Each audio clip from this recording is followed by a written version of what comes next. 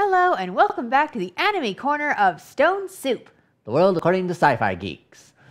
Still Sean, still Nance. And welcome to Attack of the Living 80s, as he calls it.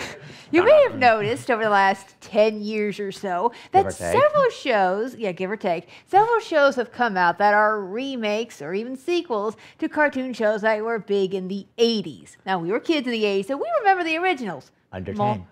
More or less. Yeah, a lot of it's pretty fuzzy, but we Well, do for know. you. Well, but we do remember they existed, and well, parents probably remember even better than we do, Right. so they're probably shaking their heads even more than we are. Well, it depends on the show now, don't it? Well, yes. Let's see. Now, the first ones that I can remember, the big ones that I am aware of are He-Man, which came out in the early aughts. There's a new Strawberry Shortcake. Care Bears, My Little Pony, Voltron, and Thundercats have all been redone. Yikes. Indeed. We did watch a little of the new He-Man, mostly out of a morbid curiosity, because what we did remember of the original He-Man, looking back at it from adult eyes, was really corny.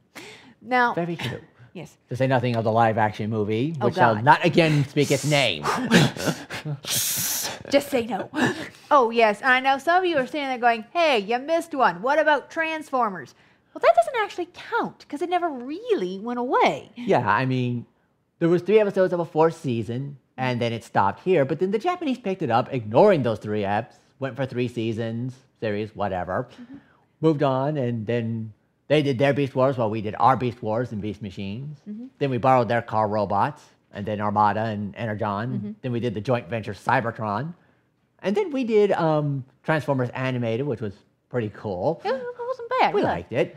And there's Wish a new it one- lasted longer, but oh well. Yeah. And there's another new one, Transformers Prime, I think it is. Yeah, I believe, which apparently takes some of its artistic cues from the live-action movies. Which is not a bad thing. So basically, yeah, it never went away. There have been a few gaps in there where it wasn't around, but it never really went away. So it doesn't really count in this discussion.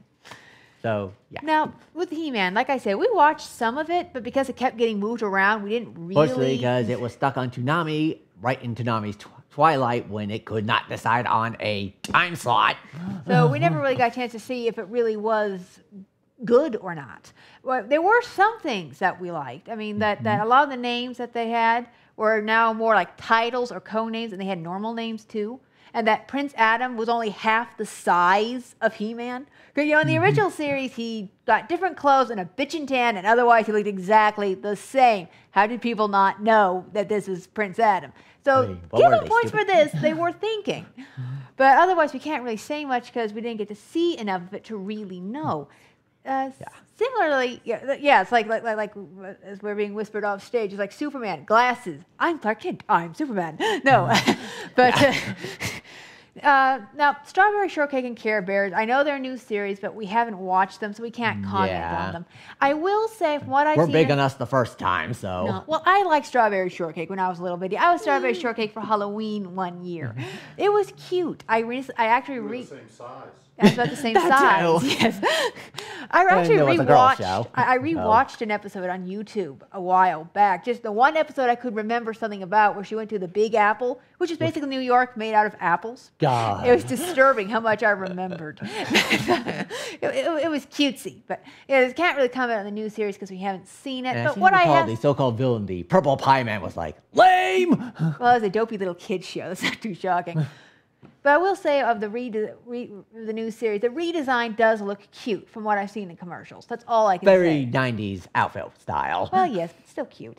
So, 90s, No. early aughts. but Now, whatever. now Modern. this year alone has seen the rebirth of 3 series: My Little Pony, Friendship is Magic, which Its 3rd reincarnation. The first 2, there was a couple of attempts back in the 90s Yeah. that fizzled They- out quickly. they didn't get off the ground. No, but Friendship is Magic has taken off like a shot, and I've actually watched the first season. I started. Courtesy of YouTube. Yes. I figured, I kept hearing about it on my message board, so I figured, okay, fine, I'll look. And it is charming. The animation is nice. The characters are a lot of fun and very, diverse and individual. Tara Strong is the main heroine, so That's always a something plus. There's some wonderful Broadway songs in there. Art of the Dress, Winter Wrap Up, and At the Gala are all just wonderful. You can find them at YouTube.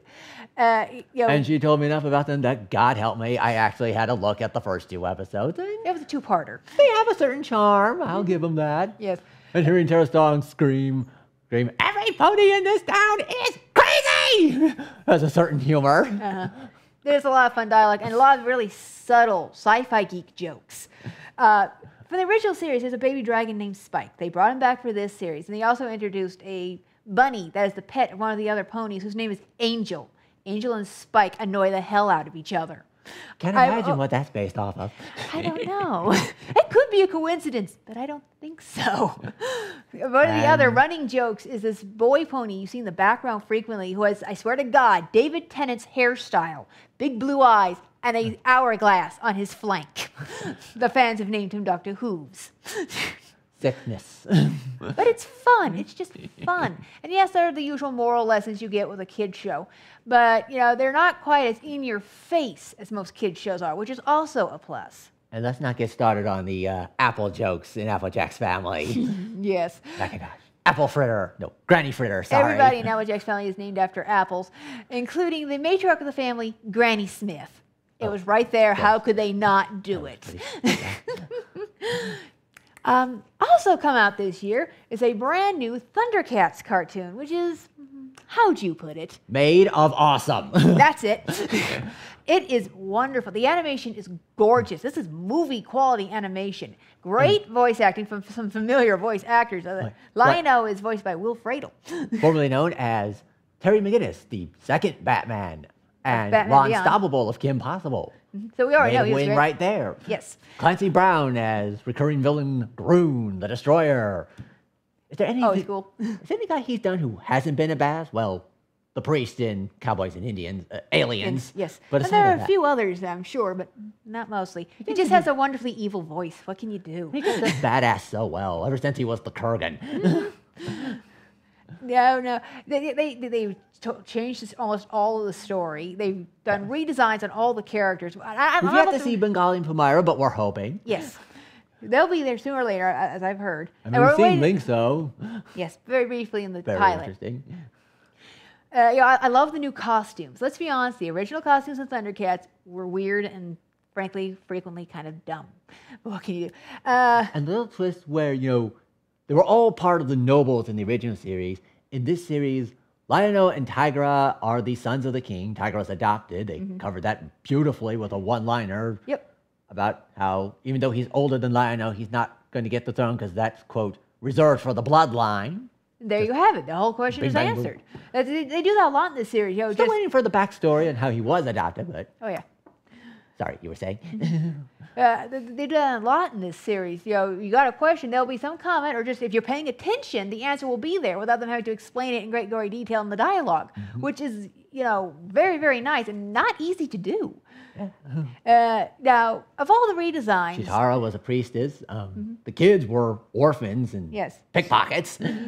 Just sort of hooked up because they were going in the same direction after everything happened. Yes.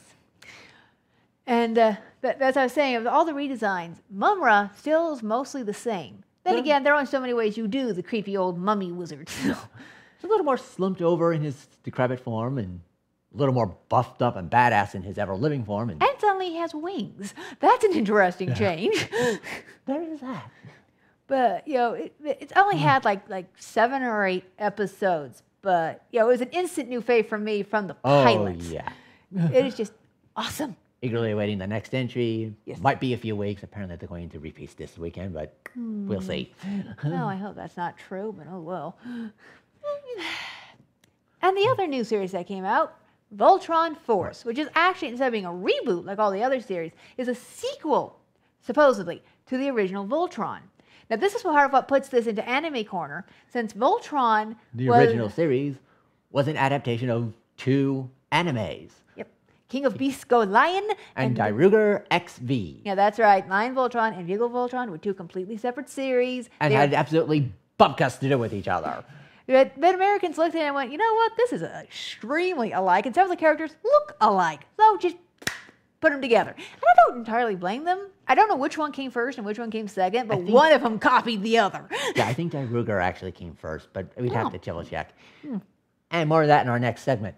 But now with the new Voltron Force, again, this is being purely done by Americans, so the art style is different. The character designs have all, of course, changed. You can still tell who's supposed to be who, but they don't quite look like themselves anymore. I got mixed feelings on their art style, to tell you the truth, because part of it is that it combines normal Animation with CGI. yes, and Lines I are don't clearly mind, CGI. that's part of the problem. That's obviously CGI. I don't mind blending the blends two. okay, but Yeah, but if I can immediately go, oh, we just went to computer animation here, that jars me out of the show and distracts just me. a tiny little bit. The writing's not too bad, though. Oh yeah, I mean, they're retconning a lot of stuff. just a little. I mean, I'll give them points that they actually went back to the original ending of Voltron, wherein Lotor died in the castle. And they found, of course, in this series, they're saying that through a combination of magic and technology, they brought him back to life. But, you know, within that universe, that makes sense, and I can live with that. They were kind of doing that with Lion Force to begin with. So, hey. But, yeah, there's various bits of dialogue that I greatly enjoyed. In the pilot, you got these two young cadets, and one of them's complaining about using simulators instead of real jets, and the second one comes back with, oh, I like the simulators, all the fun of flying and none of the death. Which, you know, is a very logical way of looking at it. Oh, yes. Well, my other favorite line is, you know, Lotor's on the ground just by himself yelling at Voltron, and Hunk in the yellow line, which is one of Voltron's feet, says, I'm going to step on him now, okay? It didn't work, but it was a great line. And a great thing to do. And I give them points for the one episode where someone realized, you know, it takes them like 30 seconds to form Voltron. In a fight, that's enough time for your enemy to hit you again, and actually made use of that for an episode. So, you know, the writing is pretty decent. The art style is a little iffy for me. The opening thing breaks. Ugh, God, yes. Don't even get me started. I hate the opening theme. I don't know why. It just grates on me like nails on a chalkboard. Interesting with Thundercats, it doesn't really have an opening theme. It has like a 10-second thing that's sort of a juiced up version of the original theme, and then we go into the title sequence. And that's okay. Going back to Voltron. And about the only other real gripe I have with it is this concept of being able to interchange which lion is the center lion. Yeah. On the one hand, that sounds like a cool concept. There's this one issue. At least if you look at the original series, because the Black Lion was always the torso and the head, it was bigger than the other lions. By about 2-3 times. So when you start interchanging them, how do you cope with that size difference? Because all of a sudden, Like, you know, wait. the proportions just suddenly be way off. Yeah. Like I said, on the surface, it's a cool concept, but there are issues if one looks at how the original design. And like I said, and not just the original design, but whoever is going to be the torso has to be slightly bigger to justify the size of the arms and legs that the other lions make. What can you say? I mean, I don't know. There might be some people out there saying, aren't you being too picky? Maybe a little. But this is just something that niggles at us. Yeah, what can we say? Like I said, it's kind of... Great voice cast. Yeah. Including the guy who did Optimus Primal in Beast Wars and Beast Machines, and the Russian colonel, later general from Stargate SG-1, as the evil Sky Marshal Wade. Yes. And I we can't actually remember his have name, forgive a us. human villain, as well as Lotor and Now, his you know, newest crony. you know, having somebody, you know, in the Earth military, well, the Galaxy Alliance, who feels that something as powerful as Voltron that is not under their direct control is something dangerous that they don't like, that actually does make sense. Of course, the thing is, the pilots are Galaxy Alliance men, so it is under your control. So again, the sense kind of slides. Well, they do go a little more into why Wade doesn't like them, Voltron, but... Yeah, again, that also falls into the retconning we were mentioning before. Yeah. Yep. Yeah. They say it has promise. We're still waiting to see if it will live up to the promise. And it is interesting to note that while Hagar's been mentioned, Zarkon has not. And of course, Planet Pollux and Sven, and they haven't been mentioned yet either. Yeah. You know, basically, there's some characters maybe that not, we'll see. really ought to be talked about, at least briefly. And maybe just one tiny shout out as to the vehicle Voltron. Something, maybe. No. I mean, if you're going to work with them still being in the same universe. And I just had a thought and it escaped. Oh dear. Oh, well. Oh, right. One of the new characters they introduced is, again, this was work with the retconning, Princess Allure's niece, Larima. Well, that's not exactly a problem, Wait. except never before was it mentioned that Allura had siblings. So how does she have a niece? You want to say she has a cousin that could work, because it was mentioned she had an aunt. But and or a they tend to niece they tend to indicates refer to the Palexian siblings. royalty as her cousins. Yes. The whole she and Rommel being dead ringers.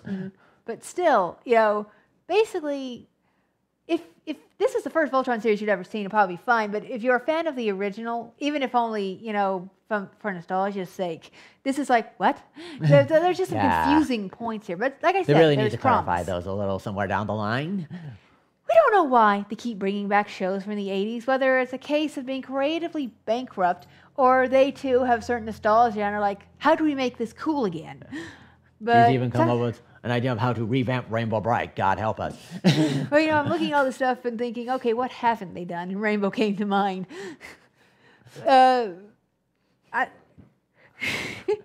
Maybe I shouldn't have it, but part of it is sort of a warrior princess idea, and give the other color kids actual magic of their own. I actually rewatched some of the original episodes just to remind myself, what did they do anyway? And the answer is not much other than wait for Rainbow Bright. Basically, That's give them their own magic, give them their own abilities, stuff. But, well, we'll see what happens. Will there be more 80 shows revived? Who knows? Probably. We would have liked to see She-Ra, and apparently they were getting ready. They were planting clues for that near the end of He-Man when it flopped, but oh well. And that always disappointed me. But the 80s are back. God help us all. I think that's enough for now, so Cool. Bye-bye. bye. See ya.